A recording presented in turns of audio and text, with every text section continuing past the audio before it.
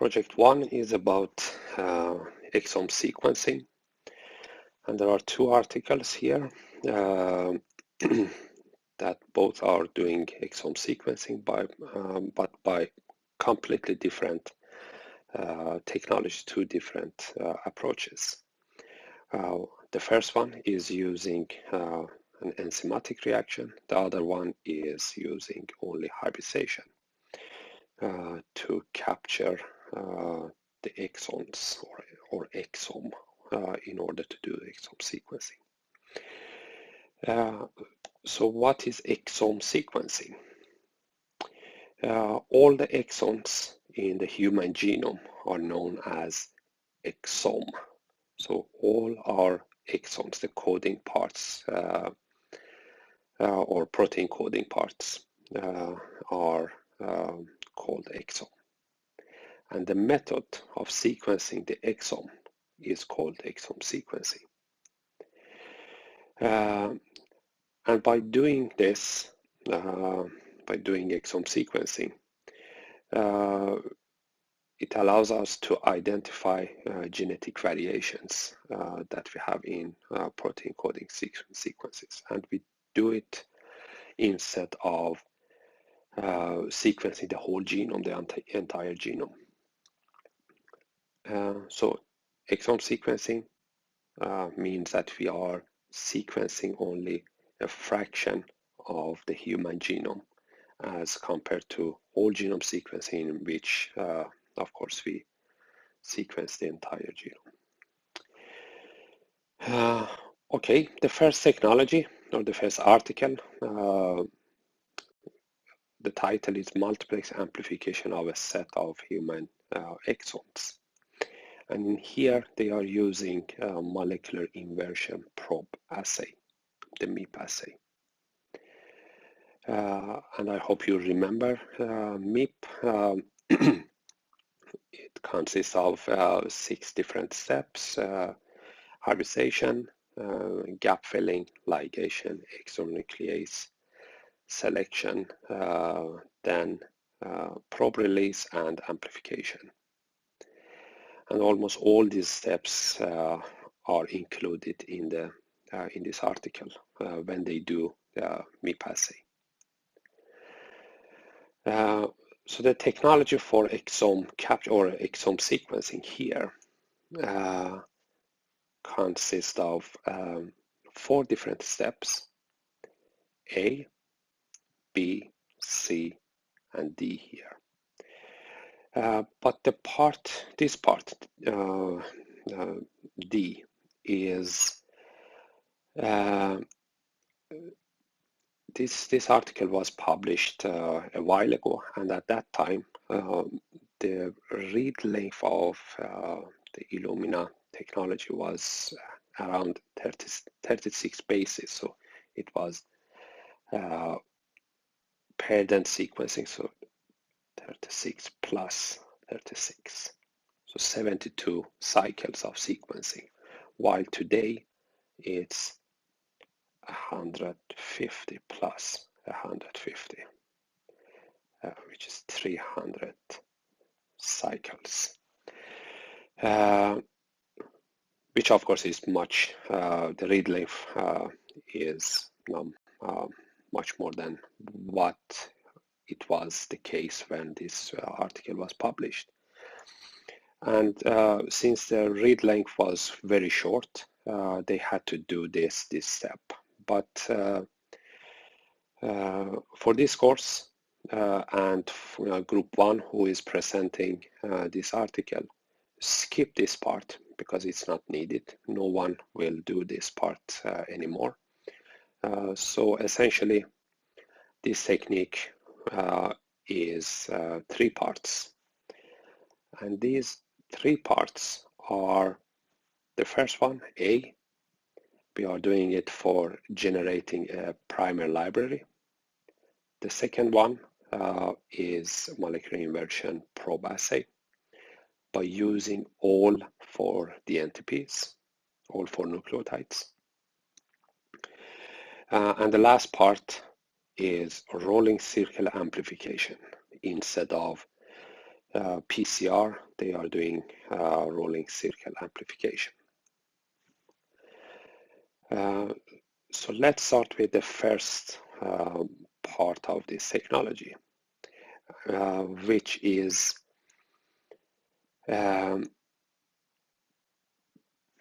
generating a primer library or a probe library. And we are doing this, we are using a high density array. So an array that consists of hundreds of thousands of probes. So each one of these spots is a specific probe. And we have around, as I mentioned, hundreds of thousands to maybe a million of these probes on the array. And we are doing this for generating a library of oligos or primers or probes that are around 100 mer. And we do it to instead of synthesizing individual probes, we are doing this assay. So by using this assay, instead of synthesizing, for example, 70,000 of probes, we can do synthesize the probes on the surface of an array and then release them and use them in the MIP assay. So if you remember the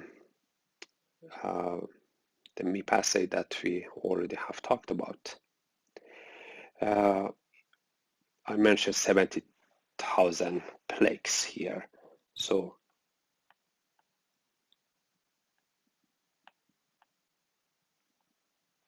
for a 70,000 plex, we would need 70,000 of these probes, which means if we have to synthesize each probe individually, the cost would become quite high.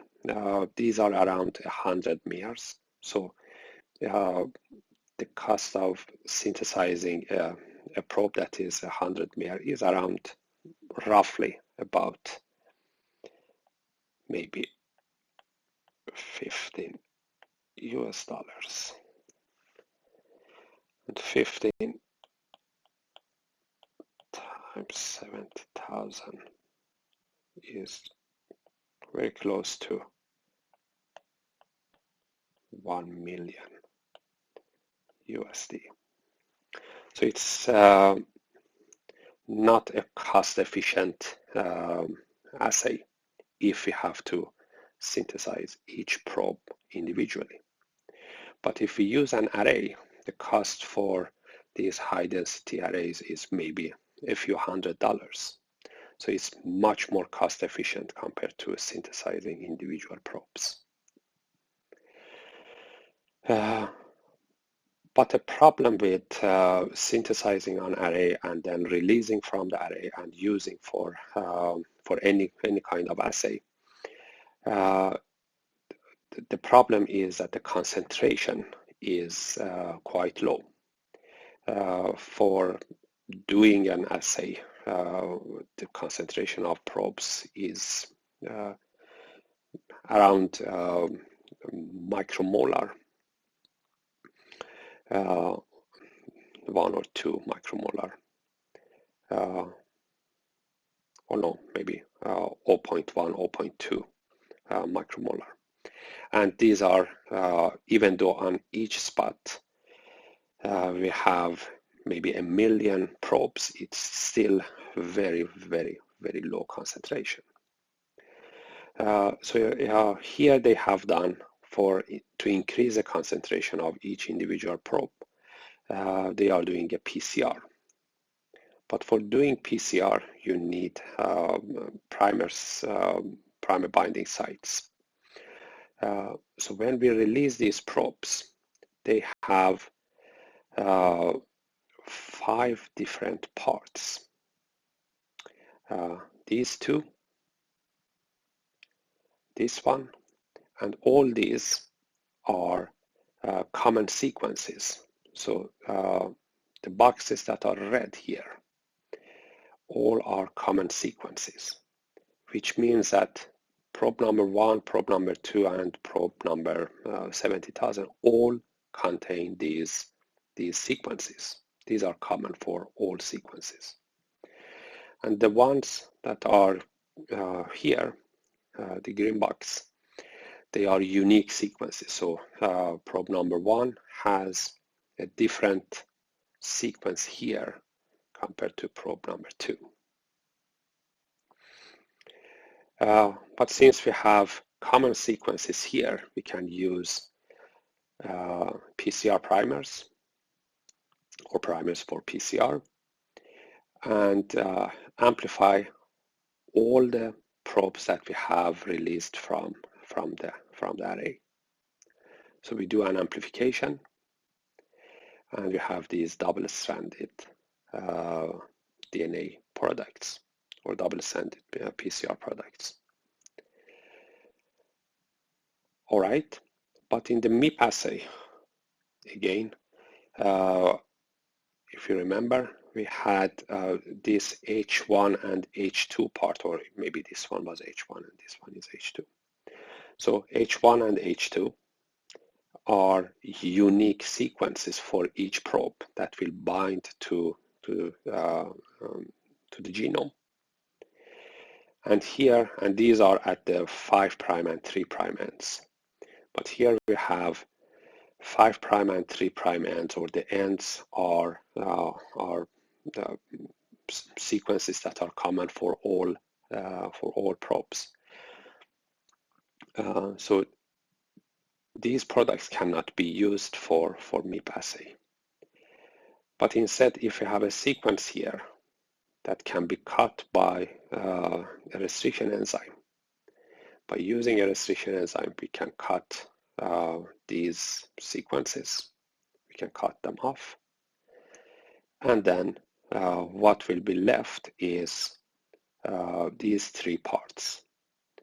One that is common for all the probes, and 2 parts, and these are H1 and H2, these 2. This is a very useful approach to generate probes.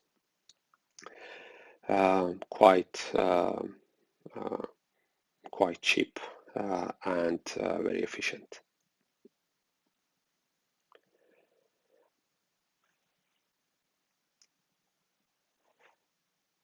And another thing that makes this approach very efficient is that, at least theoretically, these PCR products are an unlimited source of probes.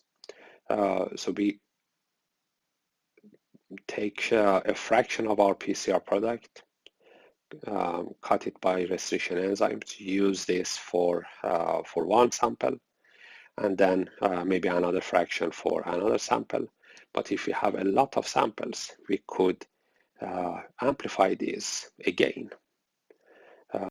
So it's almost unlimited, but there is a limit in PCR, how much PCR you can do on DNA fragments, because at each cycle of PCR, there is a risk that you are introducing polymerase error. But at least theoretically is unlimited source of probe. So one array can be used for many, to do this assay on many different samples.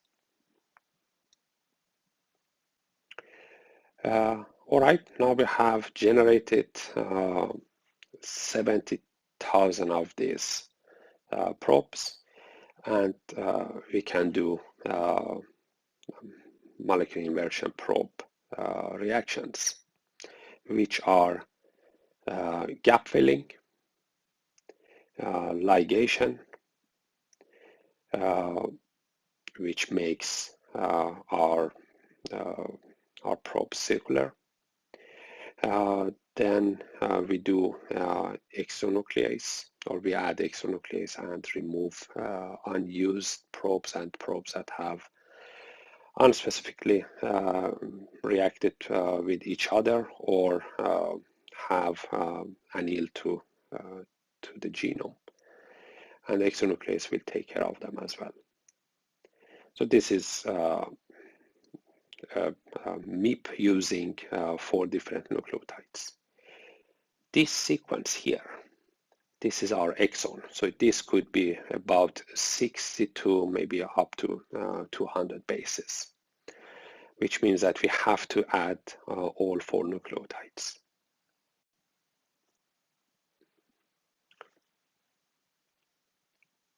All right. So now we have our probes that are circular, and after this, in original article describing MIP assay, they release the probe from by cutting it here, which in here we had a uracil. But now we cannot have uracil because we have done amplification using all 4 nucleotides. So it's impossible to cut here by using uracil glycosylase, and then doing amplification by using a pair of primers. But what they do is we have this common sequence, and we let the primer to bind here, and then we do something that is called rolling circle amplification. It's an alternative to PCR. And for doing rolling circle amplification, we are using a polymerase. Let me see if I have another picture here. Yes. We are using DNTPs and a DNA polymerase. And our DNA polymerase here is our friend that we are using in many different assays, Phi29. So Phi29 elongates this primer in this direction. Then when it comes to 5' of this primer, it will displace the product, the primer, and then the product, and continues doing amplification of this circularized probe. So we get, instead of doing PCR and amplifying by polymerase chain reaction, we do amplification using rolling circle amplification technique. And as you see here, it's our product, or it's our exon here with H1 and H2, and then we have this blue sequence is the common sequence. So we have blue, H1, H2, and exon. Blue, H1, H2, and exon. So this is a linear product that has been generated through rolling circle amplification.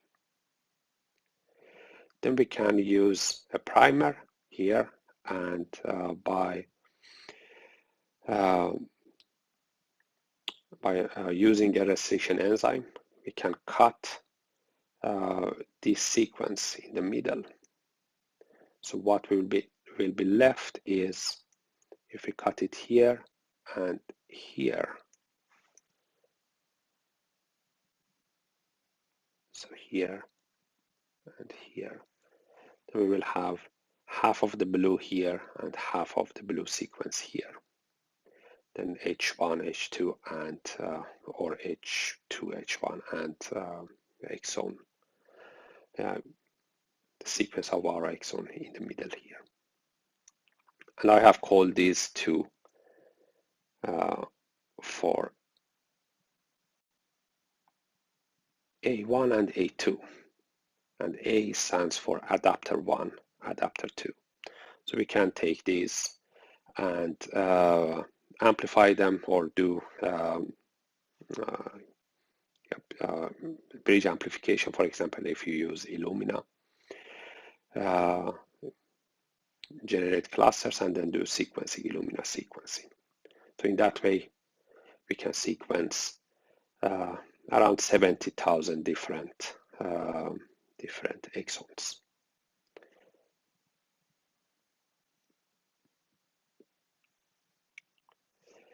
So these are the 3 steps here, and as you see, we are using for copying our exon, or making a complementary sequence of our exon. We are using 3 different enzymes here: polymerase, ligase, and then exonuclease. And even here we are using restriction enzymes. So the whole process here, in all steps, we are, and here is polymerase chain reaction. We are using different enzymes. So potentially this technique is very specific. But group 1 may explain that how efficient the method has worked in reality. So an alternative to an enzymatic reaction, or a cascade of enzymatic reactions, we could use hybridization technology instead of enzymes, just capturing our fragments by using probes, and then doing something that is called resequencing. And the title of this article is Microarray-Based Genomic Selection for High Throughput Resequencing. Maybe I should explain what resequencing, what is resequencing, what resequencing means. Resequencing is when we sequence an individual's genome, a person's genome, to detect genetic variations by comparing those genetic variations to a reference genome. So resequencing is when a reference genome is available. So for example, any human genome sequencing that we are doing today is resequencing. The human genome has been sequenced. So we have a reference genome. While de novo sequencing is when we are sequencing a whole new genome, which means that we don't have a reference genome or a reference sequence that we could map our reads or align them to that genome. So de novo sequencing is sequencing a whole new genome. And then maybe in future you will hear about amplicon sequencing. And amplicon sequencing is when we sequence a set of targets that are amplified through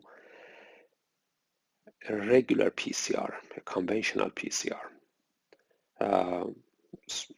by using specific primers. And this is usually done to detect genetic variations in a specific region, rather than this one that is the whole genome and maybe sometimes for exons. This is a few specific regions. And we usually do it for doing ultra deep sequencing to find mutations that are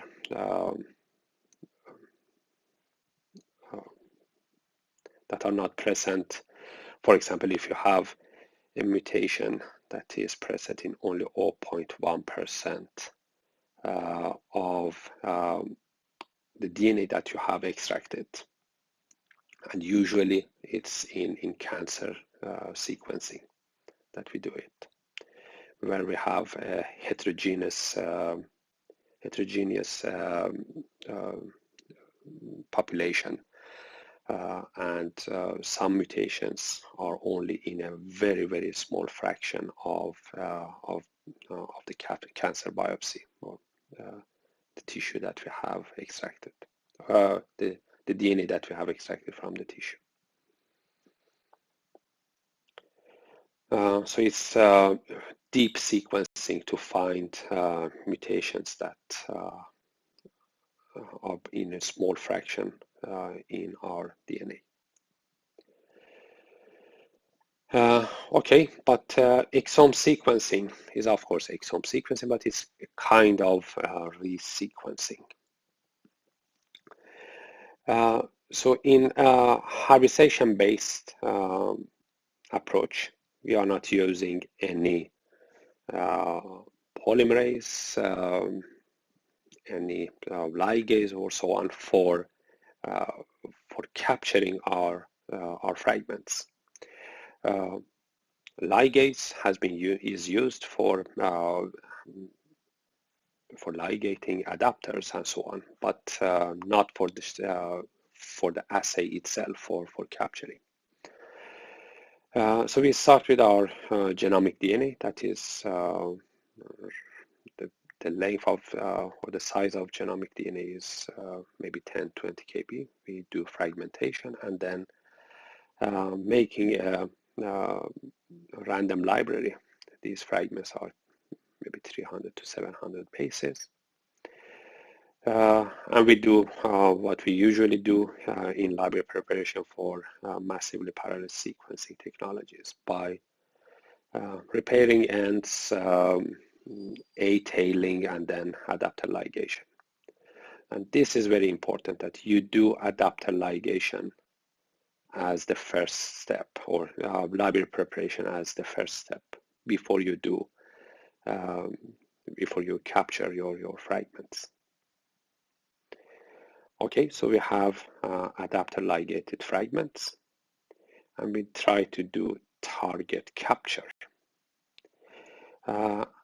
And target capture sometimes in some articles is called sequence capture. In other articles it's called target enrichment, or even sequence enrichment. So all these are target enrichment is the same as target capture or sequence capture. So here they have called it target capture. And our targets in this case are the ones that have this this purple, I guess it's purple color, and the ones that are black here, they are genomic fragments that we don't want to sequence. So these ones are, for example, our exons. Then we use an array that contains probes, and these probes have complementary sequence to the fragments that are our targets.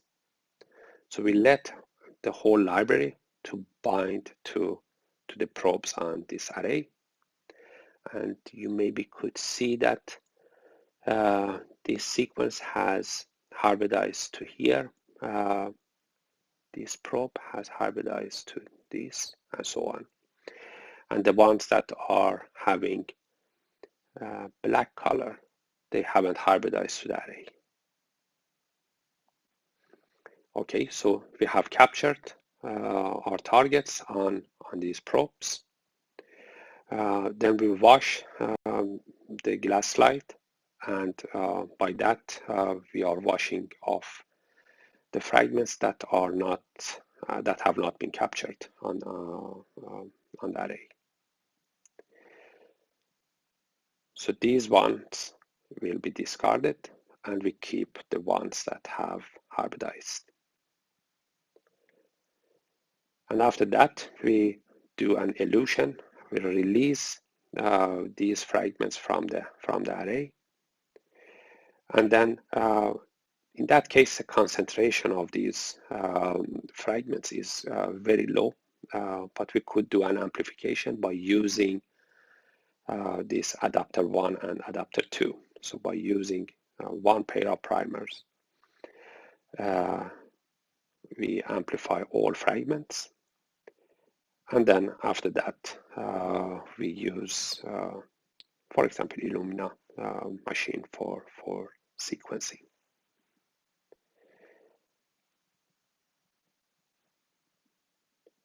So it's a very easy and efficient way to capture targets, the DNA fragments that or sequences that we want to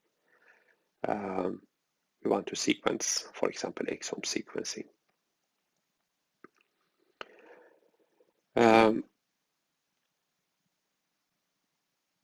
The method that is used in this article, or in the method that is used here, we are using probes that are attached to a glass slide. But in fact, you could do the hybridization in solution by using probes that are in solution. So instead of these probes that are attached to the glass slide, the probes could be in solution, and the whole hybridization process, hybridization to these parts, blue, that is gene 1 with its exons, and red, which is gene 2 with the exons for this gene. We could design probes and synthesize them in one or other way, and let them hybridize to these fragments, red ones and blue ones. So there are two ways: using an array as was described here, or using probes in solution. And for solution-based exome sequencing, we do 5 different steps, and these steps are detailed here in this picture.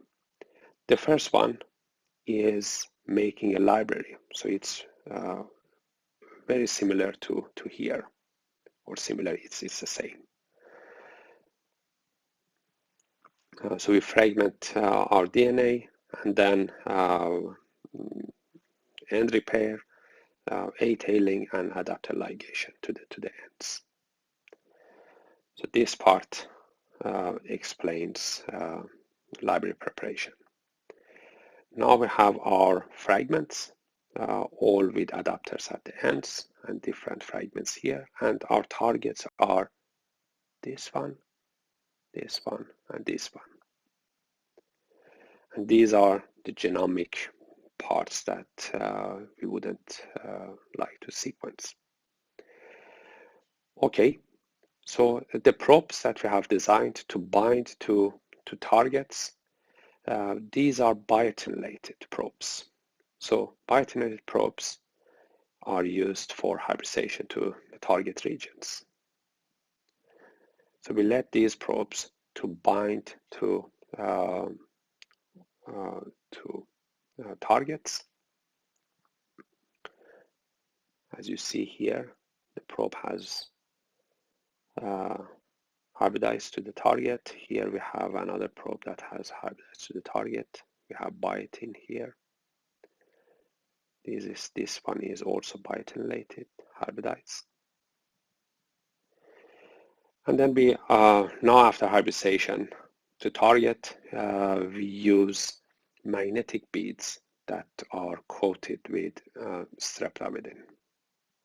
And the streptavidin, as you remember, it binds very strongly to biotin. So we bind these fragments to the surface of these magnetic beads by using streptavidin.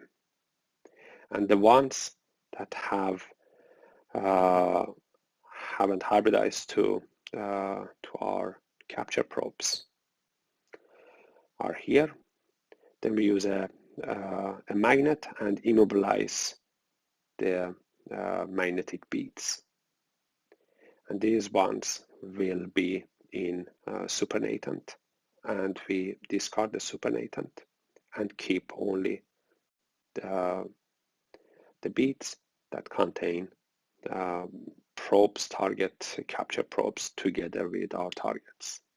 And then we release our targets from beads and sequence them. So it's very similar to use of microarrays, but instead of hybridizing on the array, we do hybridization in solution, which is more efficient compared to hybridization on array. And nowadays, most researchers are using this approach in solution-based approach or hybridization in solution. And almost all companies they have different kind of sets of capture probes for exons and also for other purposes. For example, maybe a researcher would like to capture entire chromosome 20. So you could order probes for chromosome 20 in that case. So almost all companies, Agilent, Kaijin, you name it, all of them, and even Illumina, they have they are suppliers of these capture probes with Biotin.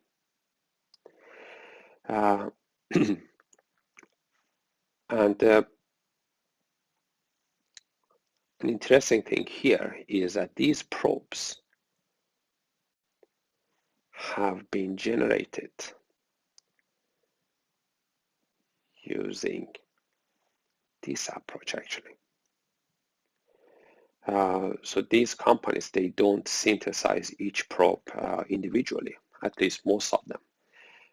They use a microarray, and then in one or other way they do an amplification and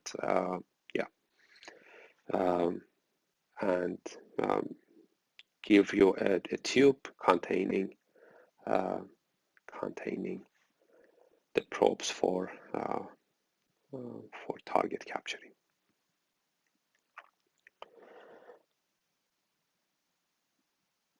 So generating these libraries, they are using the same technology that was in Article 1, the first part, Part A. Okay, I think that was my last slide. So only one question, it's a very broad question that we will discuss in our Zoom session. And the question is, considering the increasing capacity and cost reduction of MPS platforms, why do researchers still use exome sequencing? So in exome sequencing, you are capturing only parts of the genome and do sequencing. But you could use, or you could do whole genome sequencing. And the cost of whole genome sequencing is not that high, it's about $1,000. So why do we still use this approach, exome sequencing? Because you get a lot more information by whole genome sequencing compared to exome sequencing. The protein coding parts of the genome are only 1%. It's a fraction of the whole genome. So this is what we are going to discuss in our Zoom meeting.